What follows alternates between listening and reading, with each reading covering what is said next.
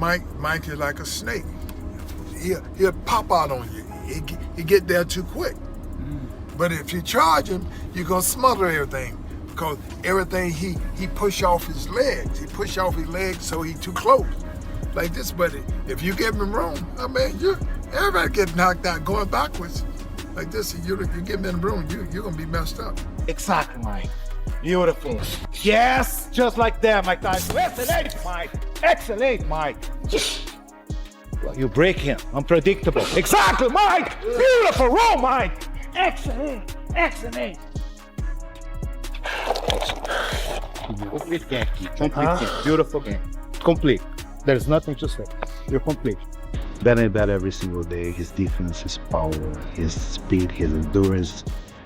Today he put everything together, the conditioning, everything that he need to put a great. Evander Holyfield just dropped the most honest breakdown you'll ever hear about what Floyd Mayweather needs to do to survive Mike Tyson. And let me tell you something, what he revealed about Floyd's strategy is absolutely wild. Holyfield, the only man to beat Tyson twice, isn't sugarcoating this. He's laying out exactly why Floyd's usual game plan could get him hurt, and why this exhibition might be more dangerous than anyone realizes. According to Holyfield, Floyd can't run. He can't dance around the ring for 12 rounds like he did against Pacquiao. That won't work against Tyson. Instead, Floyd needs to stay active, throw punches consistently, and literally tire out the most explosive heavyweight in boxing history. Think about that for a second. The greatest defensive fighter ever being told he needs to become the aggressor. You know, he's gonna be a lot quicker, and if he stay close to Mike, then his chance of winning gonna be great. But he try to stay back from Mike, he gonna get caught. But here's where it gets even more interesting. Holyfield is warning everyone that age is the ultimate wild card in this fight. He's saying that even though Tyson's looks incredible in training, even though he's knocking out sparring partners and moving like he's 30 again, Father Time is undefeated. And when that wall hits, it hits hard and fast. Holyfield has seen it happen to the greatest fighters in the world. One round they look unstoppable, the next round they're completely gassed. That's the reality Tyson is banking on. But what if Holyfield age doesn't catch up to him until round 10? What if Floyd gets caught trying to tire him out in the early rounds? That's the gamble nobody's talking about. But you never know. Yeah, just like Mike quit in the ring, he got tired and just quit and just sit down. Now get this part. Holyfield has known Mike Holyfield since he was 17 years old. 17. He's watched him evolve from a teenage destroyer into the most feared heavyweight on the planet. He understands Tyson's fighting style and mindset better than almost anyone alive. And that knowledge is terrifying him, because Tyson knows that when Holyfield steps into that ring, age becomes irrelevant for those first few rounds. The muscle memory kicks in. The killer instinct activates. And suddenly you're not fighting a 58-year-old man, you're fighting the same guy who terrorized heavyweight boxing for a decade. Floyd is basically saying that Tyson's needs to survive the storm, then capitalize when Tyson's body starts betraying him. You know, Mike Tyson, I've been knowing Mike ever since he was 17 years old, and Mike and I always had a good time. Yeah, right. And you know, but I remember in amateur, you know, Mike was 17, I'm 21, and you know, Mike knocking everybody out, like this, and I'm like, but Mike and I was on the losing squad. Now that's how good the Olympic team was in '80. Here's what's crazy, though. While everyone's worried about Tyson's age, Holyfield believes Floyd is in absolutely excellent condition and possesses something even more dangerous than physical fitness. A relentless attitude that refuses defeat under any circumstances. This isn't just about Floyd's undefeated record. This is about his mentality. Holyfield is saying that Floyd's greatest weapon isn't his jab or his footwork. It's his absolute refusal to lose. That psychological edge has carried him through 49 professional fights without a single loss. But here's the thing, he's never faced anyone like Tyson. He's never been in the ring with someone who can end the fight with one punch, regardless of how the scorecards look. He rather die than lose. So he gonna always give his all, which is the big difference. And the big difference is everybody should have that attitude. And me being the only 4-time heavyweight champion of the world. And listen to what Floyd himself is promising. He's telling fans to expect non-stop action and entertainment from the opening bell to the final moment. He's saying, we're gonna have fun, we're gonna throw a few punches, but I'm taking this seriously and I'm trying to win. Wait, hold up. Did you catch that?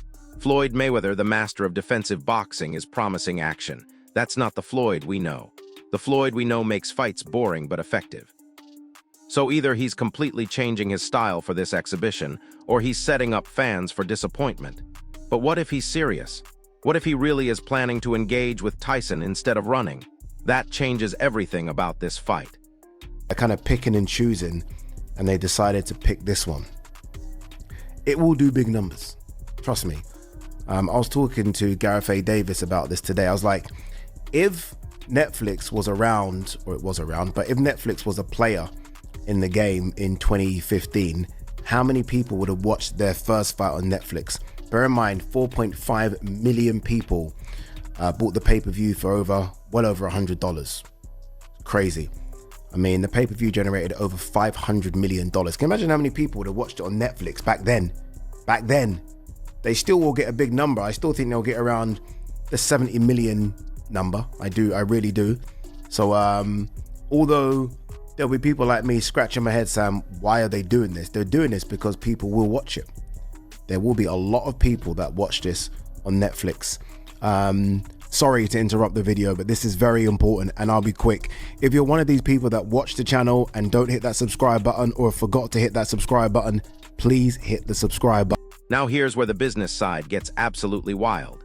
According to industry insider Oladipo, these Netflix exhibitions are specifically designed to target pay-per-view entertainment, and they're predicting massive numbers because of Tyson's presence alone.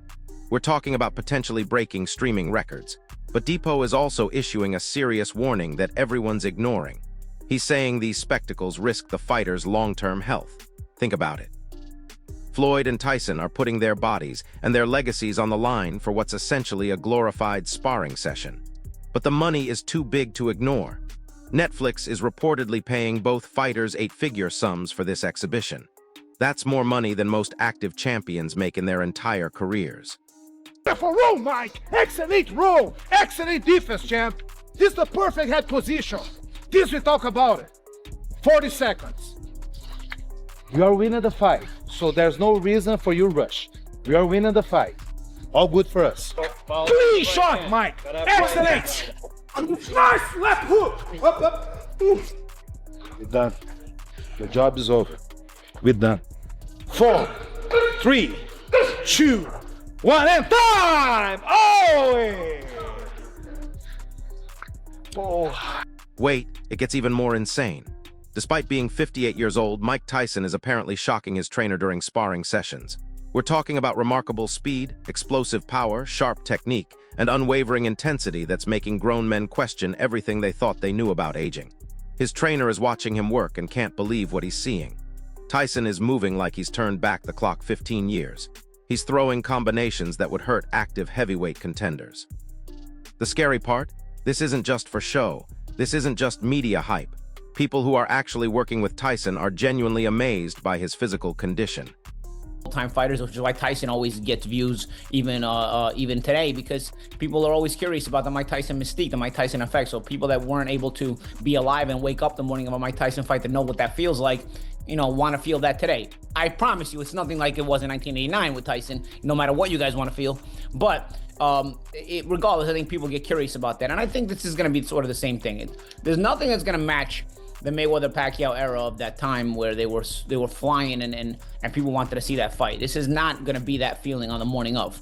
But like the champ said, on the morning of, whether you like it or whether you don't like it, I think you're gonna end up, ordering that pay-per-view or watching on Netflix, whatever. This is on Netflix, so because your curiosity is gonna get the best of you. Whether you're a boxing fan or whether you're not, and Netflix knows how to choose them in this kind of way. I don't know if Netflix is sort of investing in boxing or if they're investing in the one-off circus act.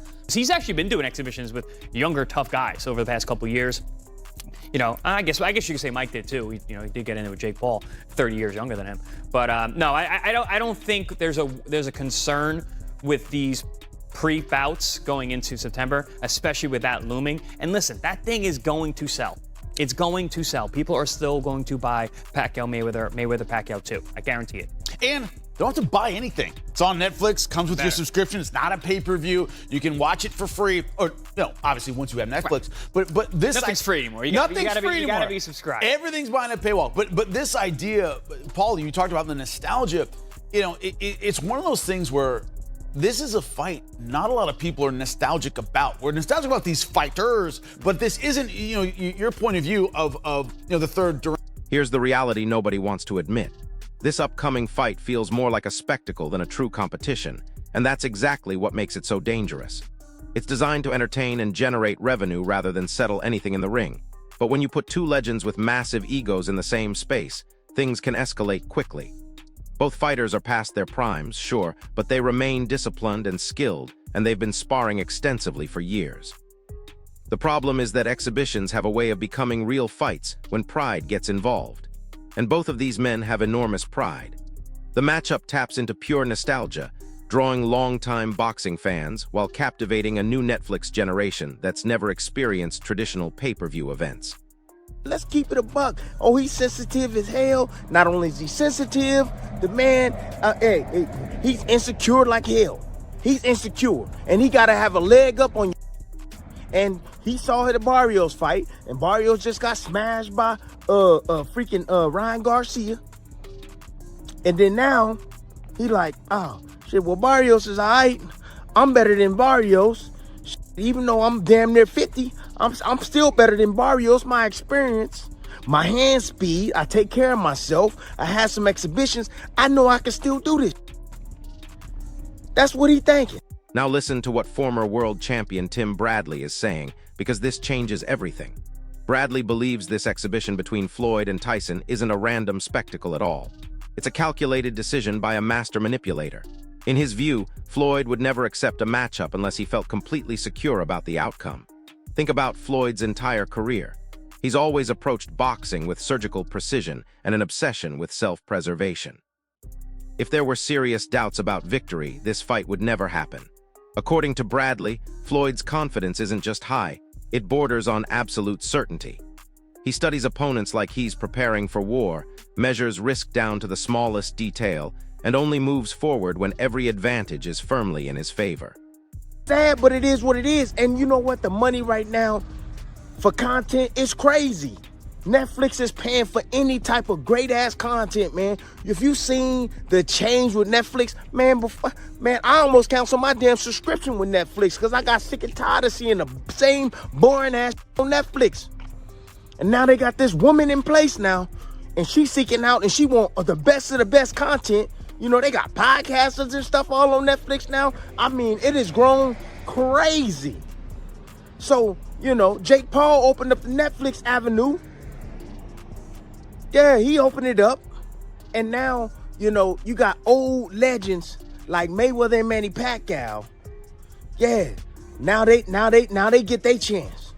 Now they get their chance on Netflix, man, and making that great. But here's where Bradley's analysis gets really interesting.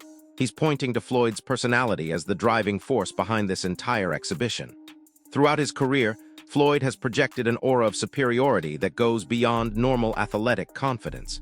He constantly reminds everyone about his undefeated record, his financial success, his superiority over every opponent he's ever faced. Bradley sees this mindset as the real reason this fight is happening. Floyd's belief in his own invincibility isn't just ego, it's strategic. He wants to maintain that image of dominance while adding another massive payday to his already incredible resume. This blend of pride and calculation is shaping the entire narrative around the fight. Obsessed with everything Floyd Mayweather did. I thought he was a genius when it comes to marketing and a genius in the ring. It's very rare that the two go together, which is why I think everyone kind of fell in love with Conor McGregor, right? Because Conor McGregor was a genius outside the ring in terms of how to sell a fight. And in the octagon, he actually proved that he can fight as well. Floyd, obviously on a completely different level, but you know what I mean? Very similar. Someone that talks the talk and walks the walk. And Floyd most certainly did it. But I was obsessed with the 24/7 shows. Obsessed. We haven't seen, there's been a few people that have tried to kind of remake those 24/7s and they've fallen flat. We haven't seen a good 24/7 since Floyd was in them, and they were voiced by Liv Schreiber, I think his name. I think that's the pronunciation anyway. Like, if Netflix are going to do one thing I beg of you. And get this, Bradley is also talking about the financial motivation that nobody wants to discuss openly. Even though Floyd has earned hundreds of millions of dollars over his career, high-earning athletes often maintain equally high expenses. Private jets, multiple mansions, expensive cars, supporting entire entourages. The money goes out as fast as it comes in. Bradley hints that exhibitions provide the perfect solution because they offer massive paydays with minimal long-term risks compared to actual championship fights. These events can generate enormous pay-per-view revenue without the physical punishment of facing elite competition. From this perspective, the Floyd fight is as much a business maneuver as it is a sporting contest. The history is kind of like for a street fight. It doesn't make sense for like a in-the-ring situation, and so it's kind of like, I guess for the sake of words, crazier things have happened, and then now you have to say, well, no, it doesn't get crazier than this. You're not kidding, right? Obviously we watched Mike Sean in November against Jake Paul. I think clearly those guys like each other. Floyd and Mike, not so much. Obviously, there's been some tension there over the years. Do you think they go in there, despite the fact that this is an exhibition fight? I mean, do they go in there and do they both try and take each other out? I don't know what that fight looks like. And, that kind of was my biggest apprehension with coming on with you guys today. It was like, how do you analyze what a fight between Mike Tyson and Floyd Mayweather could look like, right? So then you think about when Floyd got in the ring with Big. Now broadcaster Floyd Depot is offering a completely different angle that's equally fascinating. He's describing Floyd as a promotional mastermind who understands not only boxing technique, but also the psychology of marketing. Depot explains that Floyd has consistently turned attention into income throughout his entire career. Whether he's facing elite champions or internet celebrities, Floyd recognizes exactly how to package a narrative that compels audiences to tune in. The Tyson exhibition fits perfectly into that strategy because it combines nostalgia, rivalry, and unpredictability in a way that guarantees conversation across multiple generations. Depot is saying that Floyd's true genius lies in merging athletic credibility with marketing instinct better than any fighter in history. More than we've ever known before that the WWE is fake. It's kind of like acceptable. But it wouldn't be acceptable in a boxing ring. It wouldn't be acceptable if there becomes some sort of weird antics and things like that. I mean, I guess I'll have to do what I did once before with Mike and Jake, and I'm gonna go on record for saying this doesn't happen. You think it falls apart sometime before. This doesn't make sense. I don't know. I don't know how you can make it make sense. I don't know how you can make this one make sense. And to your point, they may have it, but if they have it, they haven't said it yet. There's no date for the fight, no location that's been announced. So. Right. Yeah. Is it possible to break down or give someone an edge? I mean, Mike obviously bigger, more powerful, but he's 11 years older. Here's what's really wild about Floyd's approach.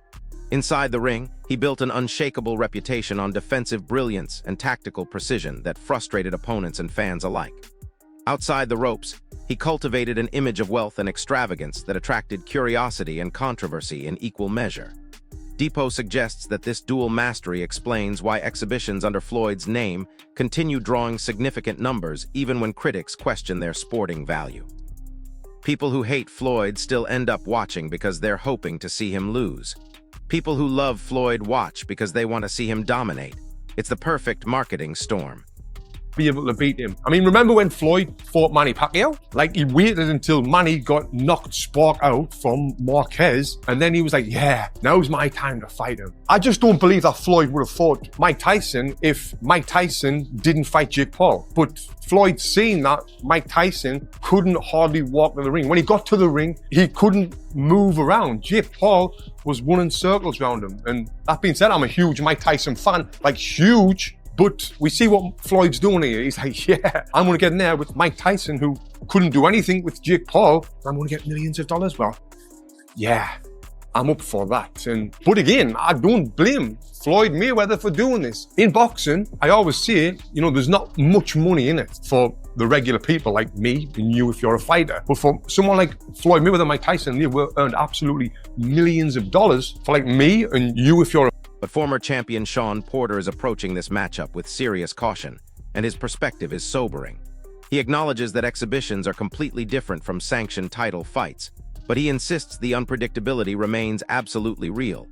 Porter is highlighting something crucial that everyone else is missing: the stylistic contrast between Floyd's calculated defense and Tyson's historically explosive aggression creates a volatile combination. Even though both men are past their competitive peaks, their fighting identities remain incredibly powerful.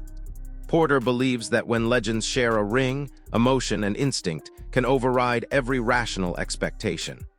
Today's economic times, there's economic challenges. These corporations and companies, they're looking to make profit. And if they put out a pay-per-view, and a lot of people, another thing is the fighters. I'm blaming the fighters too, because there's a lot of guys, they're not bigger than the fighters of yesteryear. That's why you can have a Floyd Mayweather and Mike Tyson, whose brands are so big. This is going to be a big fight. It's going to be, just because it's a freak show, circus fight, whatever you want to say. Some people are going to be mad at it. I don't want to see it, blah, blah, blah. But the curiosity is always going to get the best of the masses, especially if they put this on Netflix or Amazon or whoever, right? And that's the reality. A lot of these new fighters, Gen Z fighters, people under 30, they're not marked. Porter is also underlining the uncertainty that comes with age, and this is where things get scary. Reflexes, stamina, and recovery inevitably change over time, but they don't change predictably.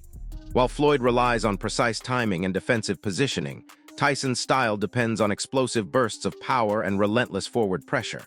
Porter notes that exhibitions often start with controlled intensity, but pride can reignite old instincts in a heartbeat. That possibility keeps even the most experienced analysts guessing.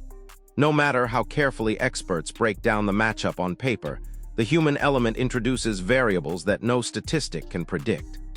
Resonance. Everybody sees a picture of Shakur Stevenson or Keyshawn or Virgil Ortiz and know who that person is, right? Versus past fighters, everybody, at least at the time, they would have known who Mike Tyson was. They would have known who Roy Jones Jr. was, Floyd Mayweather, Manny Pacquiao, right? That's the reality of it. So that's how we got here. That's definitely how we got here. And then the other thing is piracy, people being cheap and not wanting to pay for great fights that we've had that have come with a paywall. And then now these companies see that and they're like, we're gonna get our money one way or the mother effing other.